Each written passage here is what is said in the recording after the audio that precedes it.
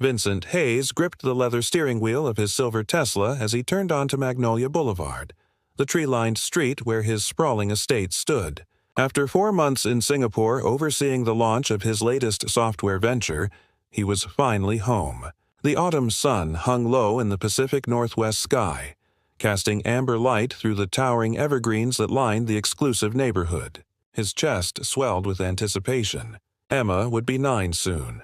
He'd missed her birthday last year, too, but this time he'd brought gifts that would make up for everything.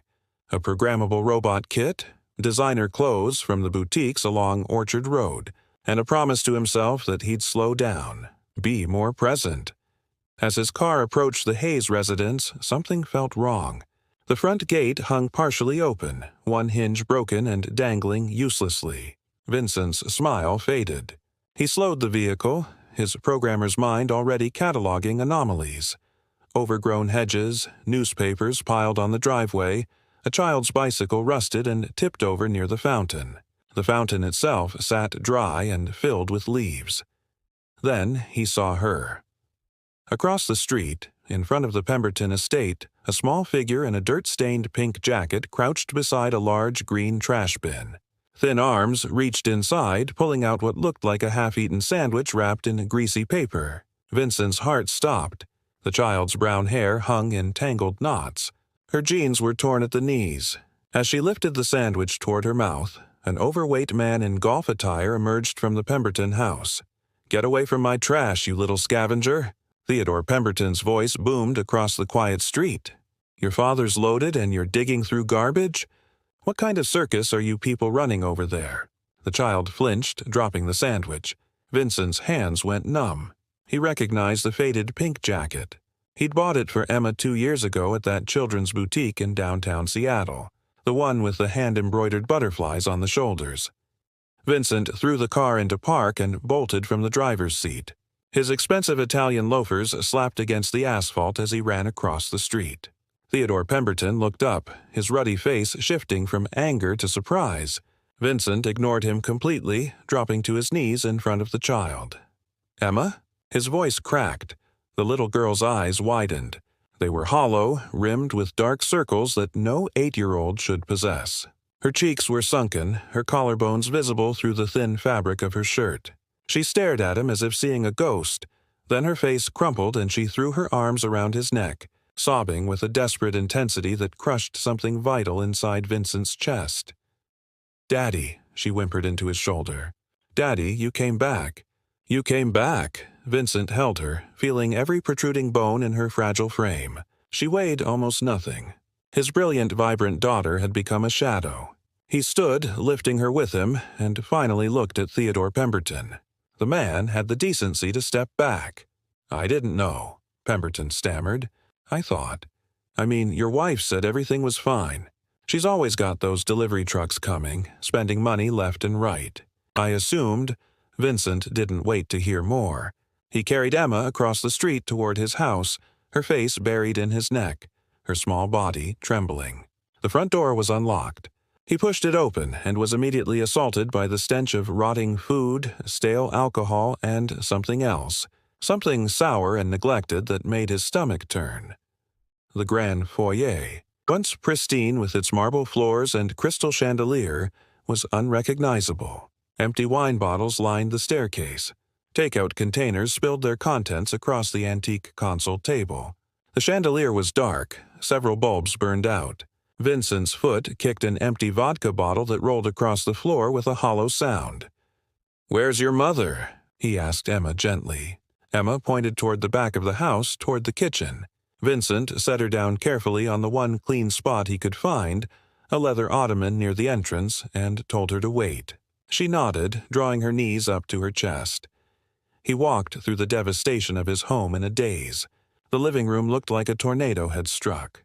Cushions were stained and torn. The expensive Persian rug was covered in mysterious dark spots. Family photos lay face down on the floor, some with cracked glass. In the formal dining room, dishes were piled so high in the sink that they'd overflowed onto the counter and floor. Flies buzzed around them.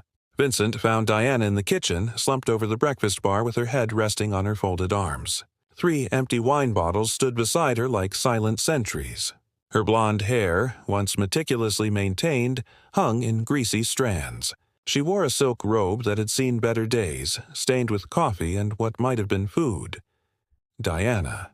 She stirred, lifting her head slowly. Her eyes were bloodshot, her face puffy and pale. For a moment, she didn't seem to recognize him. Then a slow, crooked smile spread across her face. "Vincent, you're home early." Her words slurred together. "I was just resting my eyes." Vincent looked around the kitchen. The refrigerator door was open, revealing nearly empty shelves. A carton of milk had spoiled and was leaking onto the floor. The pantry door hung open, showing bare shelves except for a few cans of soup and boxes of crackers.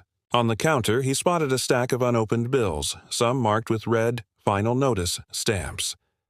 "Where's Emma's food?" he asked, his voice dangerously quiet. Diana waved a hand dismissively. "She's fine.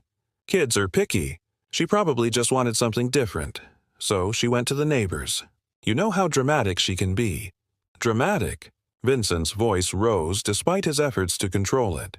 "She was digging through Theodore Pemberton's trash for food. Our daughter was eating garbage, Diana." "Garbage."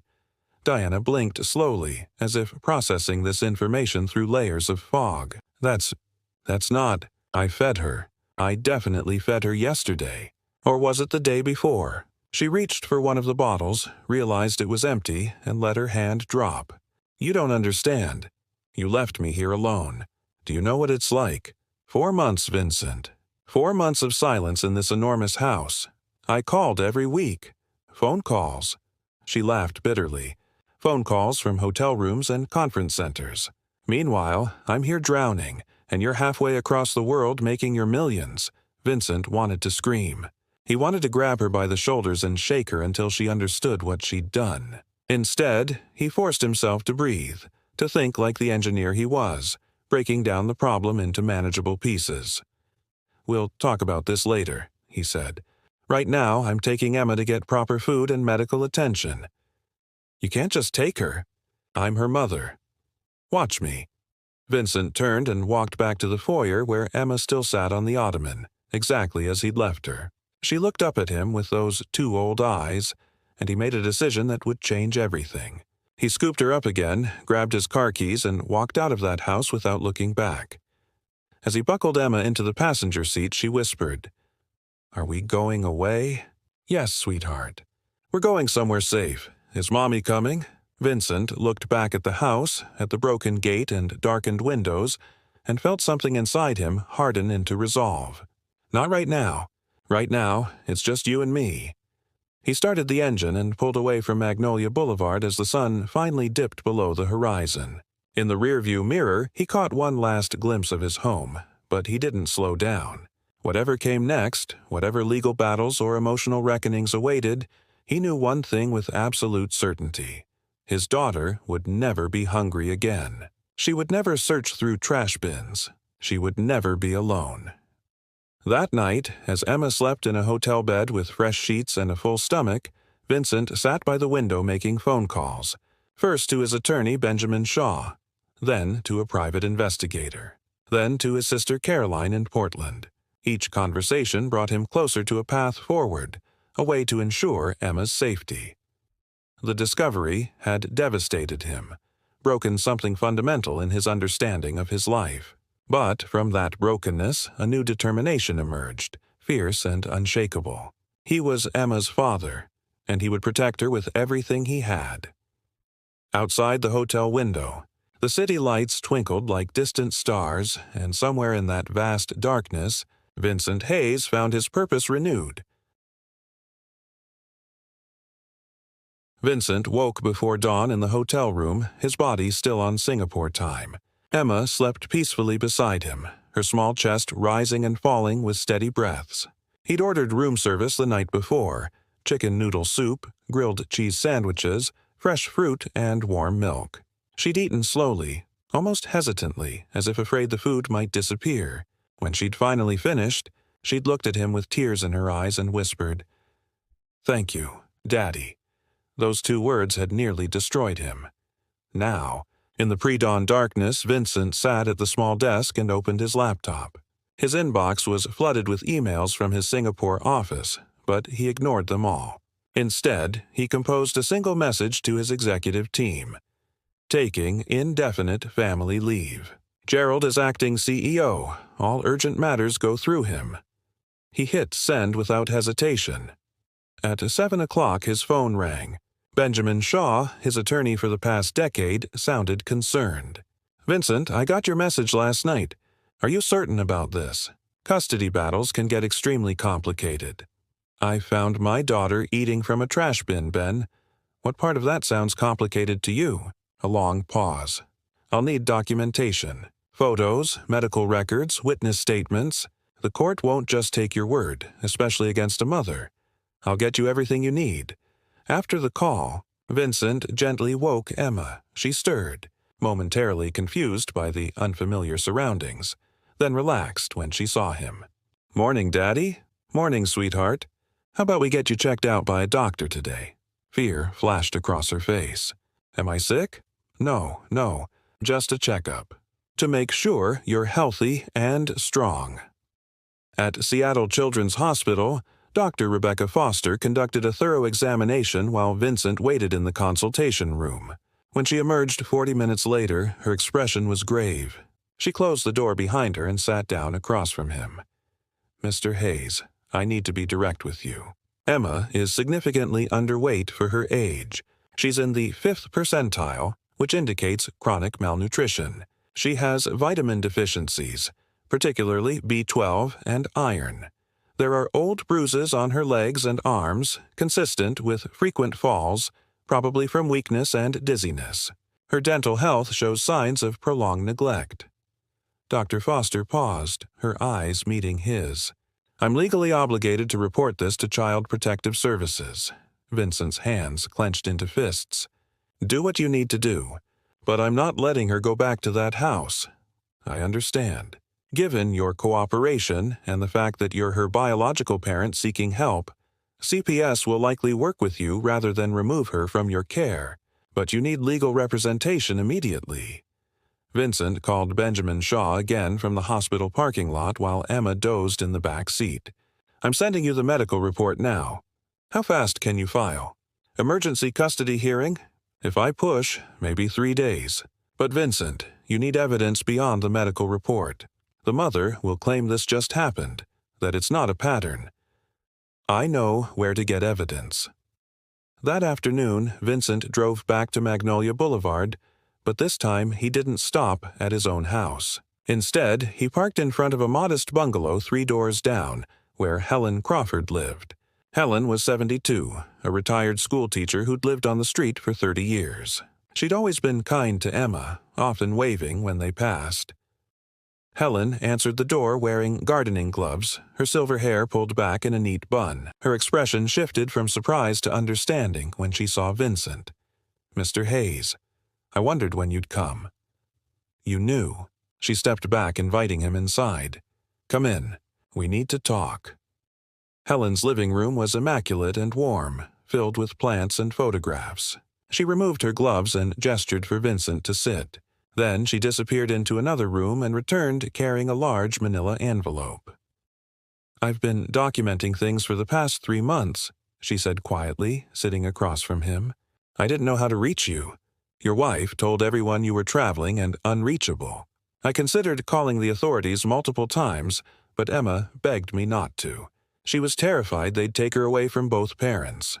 Helen opened the envelope and spread its contents across the coffee table. Vincent's breath caught. There were dozens of photographs, all date-stamped. Emma sitting on the front steps at night, alone. Emma walking to school in the rain without a jacket. Emma standing at Helen's back door, her face gaunt and hopeful. One photo showed Emma sleeping on the porch swing, curled up under a thin blanket. "I gave her food whenever I could," Helen said, her voice thick with emotion. "Cookies, sandwiches, fruit. But I'm on a fixed income. I couldn't feed her every day. And she was so proud, so ashamed. She kept saying her mother was just tired, that everything would be better when you came home." Vincent picked up a photo dated 6 weeks earlier. In it, Emma stood in their driveway while a delivery truck unloaded boxes.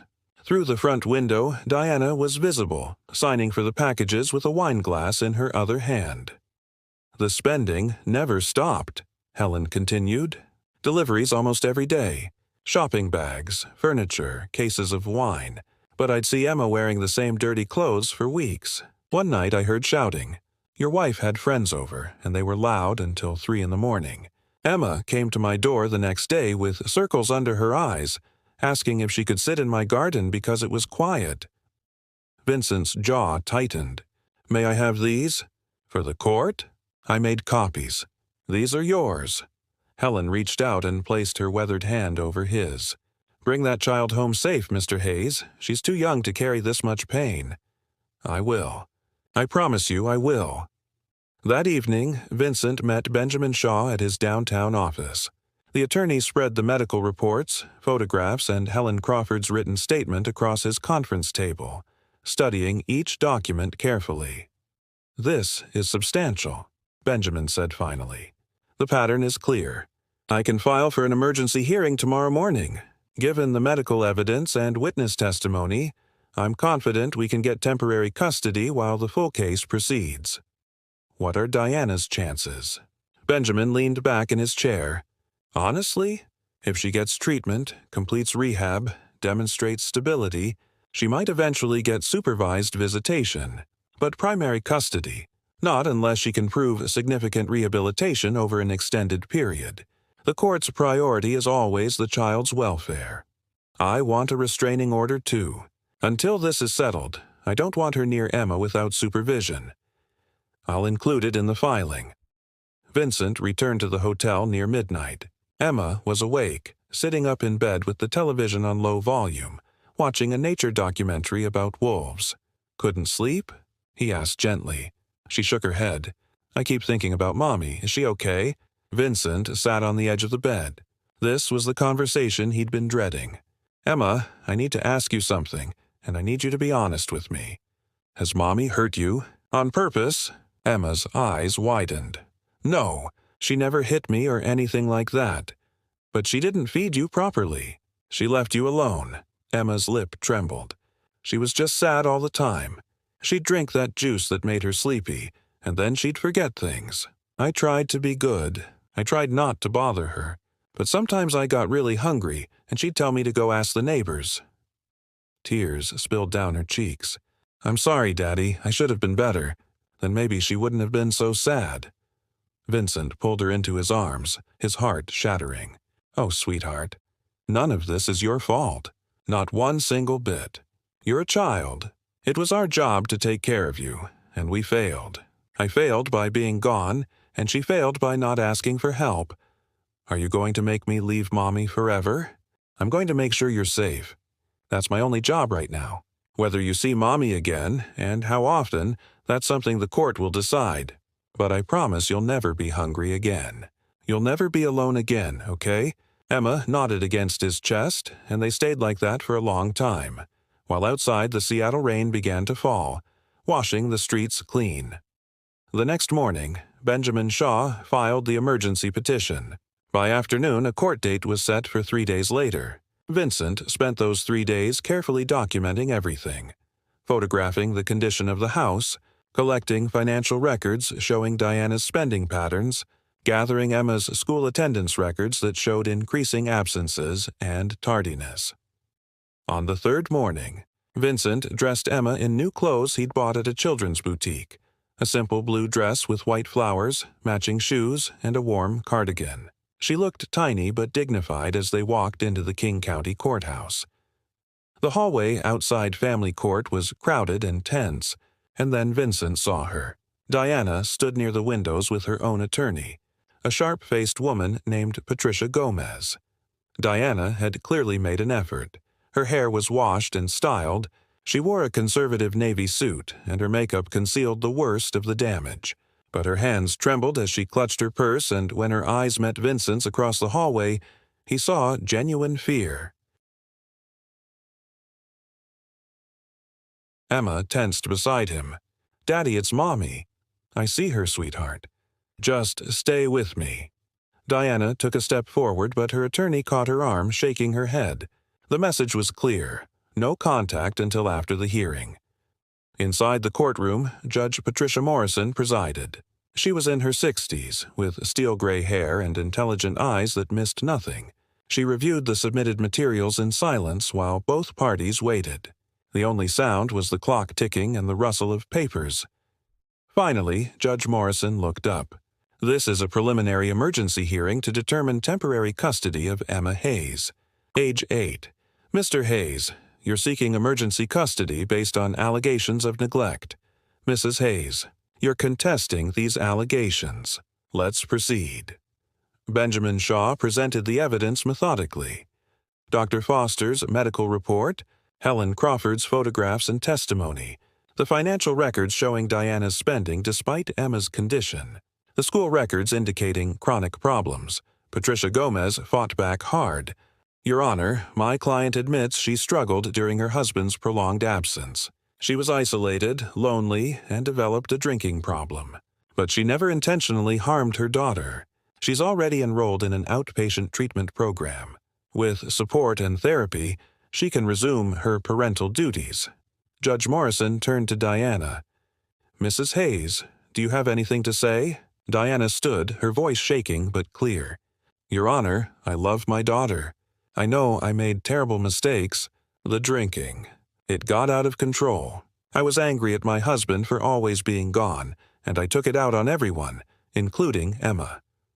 But I never meant for things to get this bad. I lost myself somewhere along the way. I'm asking for a chance to prove I can be better." The judge's expression softened slightly but remained firm. "Mrs. Hayes, intentions don't feed a child. Intentions don't prevent malnutrition. Your daughter was eating from trash bins while you received daily deliveries." She looked down at the medical report. According to Dr. Foster, Emma could have suffered permanent developmental damage if this had continued much longer. Diana's face crumpled. She sat down heavily, covering her face with her hands. Judge Morrison turned to Vincent. "Mr. Hayes, you were absent for 4 months. Doesn't that constitute a form of abandonment as well?" Vincent stood. "Your Honor, I was working overseas on a project that required my physical presence. I called home weekly and sent money regularly. I had no reason to believe my daughter was in danger. My wife assured me everything was fine. The moment I discovered the truth, I took immediate action. That's the difference. I'm taking responsibility now." The judge nodded slowly. "I'm granting temporary primary custody to Mr. Hayes pending a full hearing in 60 days. Mrs. Hayes, you are permitted supervised visitation once per week, contingent on your continued participation in treatment. A social worker will monitor these visits. Additionally, I'm issuing a restraining order. Mrs. Hayes, you are not to go within 500 feet of Mr. Hayes's residence or Emma's school without prior court approval. This is for everyone's protection as we work through this situation." The gavel came down with a sharp crack. Diana let out a sob. Patricia Gomez guided her client out of the courtroom quickly. Vincent stood still for a moment, letting the reality sink in. Temporary custody. It wasn't permanent, but it was a start. Emma tugged on his hand. "Daddy, what happened?" He knelt down to her level. "You're coming to live with me, sweetheart. Just you and me for a while, and Mommy. We'll see Mommy sometimes, but with someone else there to make sure everything goes okay. Is that all right?" Emma thought for a moment, then nodded. "Can we get a dog?" Vincent laughed, the sound unexpected and cathartic. Yeah, we can get a dog." As they left the courthouse, rain misted down from gray Seattle skies. Vincent held Emma's hand tightly, feeling the weight of responsibility settle onto his shoulders. He'd won the first battle, but the war was far from over. Diana would have 60 days to demonstrate change, and then they'd be back in that courtroom for the permanent decision. But for now, he had his daughter safe beside him, and that was enough. 6 weeks later, Vincent turned his car onto a narrow gravel road that wound through towering Douglas firs somewhere outside Sisters, Oregon. Emma sat in the passenger seat with her new companion, a golden retriever puppy named Biscuit, sleeping in her lap. She'd been quiet for most of the 4-hour drive from Seattle. watching the landscape shift from urban sprawl to forest wilderness. "Are we almost there?" she asked as the car climbed higher into the hills. "Almost. Just around this next bend." The cabin appeared like something from a storybook. A timber-frame structure with a wraparound porch, large windows reflecting the afternoon sun, and a stone chimney from which no smoke yet rose. The property sat on 2 acres of meadow surrounded by forest, with a small creek visible in the distance. Purple wildflowers dotted the grass, and a family of deer grazed near the tree line. Vincent stopped the car and looked at Emma. "What do you think?" Her eyes were huge. "Is this ours?" "It is now. Bought it last week. Signed all the papers 2 days ago." Emma opened the door carefully, letting Biscuit tumble out first. The puppy immediately began exploring, his tail wagging furiously. Emma followed more slowly, turning in a complete circle to take everything in. "It's so quiet. No neighbors close enough to bother us. No traffic. Just us and the trees. And Biscuit." "And Biscuit," Vincent agreed with a smile.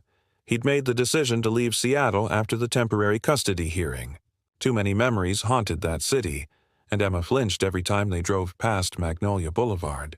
His sister Caroline had suggested Oregon. "Get away from it all," she'd said. "Give Emma space to heal where nobody knows your story." Vincent had taken that advice to heart. He'd sold his stake in the Singapore project, restructured his company to operate remotely, and bought this property site unseen based on photographs and a video tour. It was a gamble, but some instinct told him this place was right. They spent the first afternoon unpacking. The cabin had come furnished with solid, comfortable pieces: a stone fireplace in the living room, a kitchen with butcher block counters, 3 bedrooms upstairs with sloped ceilings and skylights. Emma claimed the smallest room, the one with a window seat overlooking the meadow. "I can see the deer from here," she said, pressing her nose against the glass. "They come by every evening around sunset. We'll have to be quiet if we want them to stay." That night, Vincent cooked dinner for the first time in months: spaghetti with homemade meat sauce, garlic bread, and a salad. Nothing fancy, but Emma ate 2 helpings and praised every bite. After dinner, they sat on the porch wrapped in blankets, watching stars emerge in a sky unpolluted by city lights. "I've never seen so many stars," Emma whispered. "Me neither, honestly. I'd forgotten how beautiful the sky could be." "Daddy, are you happy here?" Vincent considered the question. Was he happy? He'd left behind a thriving business, a social circle, a life he'd spent 20 years building. His marriage had imploded. He was fighting a custody battle that consumed his thoughts. But sitting here with his daughter, watching her face reflect starlight, feeling the cool mountain air fill his lungs. Yes, surprisingly, he was. "I'm getting there, sweetheart. What about you?" "I think so too. It feels safe." Those 3 words meant everything. The weeks developed a rhythm. Vincent worked from home, taking video calls in his office while Emma attended the small local elementary school 10 minutes away. Cascade Elementary had only 60 students total, and the principal, Mrs. Adelaide Chen, ran it with warmth and efficiency. She'd reviewed Emma's records from Seattle and promised additional support. "We're a healing, focused school," Mrs. Chen explained during their initial meeting. "A lot of kids here come from difficult situations. We understand that academic performance isn't everything. Social-emotional health comes first." Emma thrived in that environment. She made friends with 2 sisters, Josie and Ruby, who lived on a nearby ranch. The 3 girls were inseparable, spending afternoons exploring the forest and building fairy houses from sticks and moss. Vincent often heard Emma's laughter floating through the open windows, a sound that had been absent for so long he'd almost forgotten what joy sounded like in his daughter's voice. The supervised visitations with Diana happened every Saturday afternoon at a neutral location, a family services center in Bend, about 40 minutes away. A social worker named Marcus Torres facilitated these meetings, staying in the room to observe while mother and daughter spent 2 hours together. The first visit had been awkward and painful. Diana brought gifts, too many of them: a dollhouse, art supplies, expensive clothes. Emma had accepted them politely but with obvious discomfort. They'd sat at a table playing board games, making stilted conversation while Marcus took notes. By the fourth visit, things had eased slightly. Diana had completed 30 days of outpatient treatment and looked healthier. Her eyes were clearer, her hands steadier. She'd stopped bringing excessive gifts and instead brought simple crafts they could do together. She asked Emma about school, about her new friends, about Biscuit. She listened more than she talked. After one of these visits, as Vincent drove Emma home, she said quietly, "Mom seems different." "How so?" "She's softer, less angry." She apologized again today. "For everything." Vincent's hands tightened on the steering wheel. "How did that make you feel?" "I don't know. Confused, I guess. I want to forgive her, but I also don't want to go back to how things were. You don't have to decide right now. Forgiveness isn't something you rush. It comes when you're ready, if it comes at all." Emma nodded, then changed the subject to something Josie had said at school, and Vincent let her redirect the conversation. These were complex emotional waters for an 8-year-old to navigate, and he refused to push her toward any particular conclusion. As autumn deepened into winter, the cabin became their sanctuary. Vincent taught Emma to build fires in the stone fireplace. They read books together every evening, working through the entire Chronicles of Narnia series. Emma started drawing again, filling sketchbooks with images of deer, trees, Biscuit, and their cabin. Her artwork showed increasing confidence and detail. One Saturday in late October, Caroline drove down from Portland with her 2 teenage sons, Jackson and Tyler. The family spent the weekend hiking, cooking elaborate meals and playing board games late into the night. Caroline pulled Vincent aside on Sunday morning while the kids were feeding Biscuit. "You look good," she said. "Different. More grounded. I feel different. Turns out I didn't need the corporate life as much as I thought. And Emma? She's healing. Slowly, but I can see it happening. She smiles now without that shadow behind her eyes." Caroline squeezed his shoulder. "You did the right thing. Walking away from everything to focus on her. Not many fathers would make that choice. I should have made it sooner. Don't do that to yourself. You're making it now. That's what counts." The permanent custody hearing was scheduled for early December, exactly 60 days after the temporary order. As the date approached, Vincent felt his anxiety building despite the calm exterior he maintained for Emma's sake. Benjamin Shaw called regularly with updates on Diana's progress. "She's completed the full outpatient program," Benjamin reported. "She's been attending AA meetings 3 times a week and has a sponsor.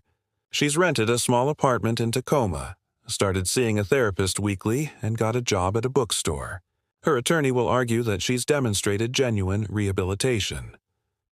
What are our chances? Strong, but not guaranteed.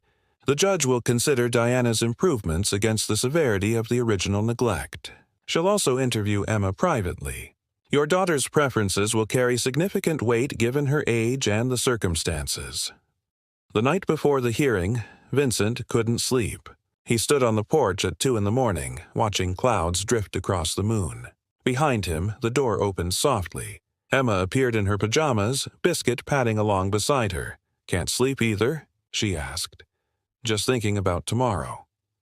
Emma came to stand beside him. At 8 years old, she barely reached his waist, but somehow she felt older, wiser than her years. What happens if the judge says I have to go back to Mommy? Vincent knelt down to her level. That won't happen. The absolute worst-case scenario is shared custody, where you'd spend some time with her and some time with me. But I don't think that's likely. You're safe with me, Emma. I promise. I don't want to hurt Mommy's feelings, but I like living here, with you and Biscuit and the stars and the quiet. Is that okay?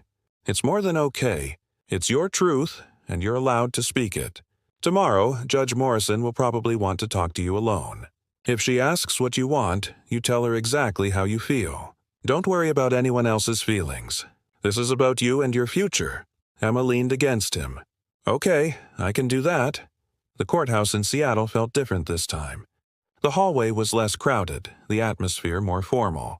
Diana arrived with Patricia Gomez, but she looked transformed. Her hair was simply styled, she wore minimal makeup, and her clothing was modest and professional. She'd lost weight in a healthy way, and her eyes held a clarity Vincent hadn't seen in years. She approached them cautiously. Vincent, Emma, Diana, an awkward pause. Then Diana bent down. Emma, honey, I just want you to know that no matter what happens today, I love you. I'm so sorry for everything I put you through. You deserve so much better, Emma nodded. Thank you, Mommy. It was a small exchange, brief and painful, but something shifted in it. Vincent saw Diana's eyes fill with tears, but she blinked them back and returned to her attorney without asking for more. Inside the courtroom, Judge Morrison reviewed the updated materials. Diana's treatment records, social worker reports on the visitations, Emma's school records showing improved performance, Dr. Foster's latest medical report confirming Emma's weight had normalized and her nutritional deficiencies were resolved. This court recognizes Mrs. Hayes's efforts toward rehabilitation, Judge Morrison said. Completing treatment and maintaining sobriety for 60 days demonstrates commitment. However, this case involves severe neglect that resulted in significant harm to a minor child. While I applaud your progress, Mrs. Hayes, 60 days does not erase months of suffering. Diana bowed her head, accepting the words without argument. Judge Morrison continued, I'd like to speak with Emma privately in my chambers. All attorneys will wait here. 10 minutes later, Emma emerged from the judge's chambers looking small but composed. She returned to sit beside Vincent, slipping her hand into his. Another 20 minutes passed in tense silence before Judge Morrison returned. After careful consideration of all evidence and testimony, including Emma's clearly expressed preferences, this court grants permanent primary custody to Mr. Vincent Hayes. Mrs. Diana Hayes is granted supervised visitation 2 weekends per month, with the possibility of unsupervised visitation after 1 year of continued sobriety and stability, subject to review. This court also recommends continued family therapy for both parents and child. The gavel fell. Vincent felt Emma's grip tighten on his hand. He looked down and saw tears on her cheeks, but also relief in her eyes. Across the courtroom, Diana sat very still, her face unreadable. Then, slowly, she nodded once toward Emma, a gesture of acceptance and goodbye. Outside the courthouse, rain fell softly. Vincent held an umbrella over Emma as they walked to the car. She was quiet during the drive, processing everything. Finally, she said, Daddy, I think Mommy really is trying to get better. I think so too. Maybe someday we can all be okay together. Not like before, but something new. Maybe, sweetheart. We'll take it one day at a time. They drove south toward Oregon, leaving Seattle and all its complicated history behind. As the city faded in the rearview mirror and the forests of the Cascade Range rose around them, Vincent felt something release in his chest. The legal battle was over. Emma was safe. They had time now. Time to heal. Time to build a real life together. That evening, back at the cabin, they built a fire and made hot chocolate. Biscuit sprawled before the hearth, snoring softly. Emma curled up beside Vincent on the couch with a book, her head resting against his shoulder. Daddy. I'm glad we're here. I'm glad you came home when you did. Vincent kissed the top of her head. Me too, sweetheart. Me too. Outside, snow began to fall for the first time that season, coating the meadow in white. The deer returned to graze, unbothered by the weather. Stars emerged between clouds, vast and eternal. Inside the cabin, father and daughter sat together in the warmth and quiet, writing the first chapter of their new story. It wouldn't be perfect. There would be difficult days ahead, moments of grief and anger and confusion. Diana's supervised visits would continue, awkward bridges between past and present. Emma would have scars from her childhood that might never fully heal. But they had each other. They had this place of safety and peace. They had time, and sometimes Vincent was learning. That's all any parent can offer their child: time, presence, and the unwavering promise that whatever storms may come, they'll face them together. As the fire crackled and the snow fell and Emma's breathing deepened into sleep, Vincent allowed himself to finally, truly rest. They were home.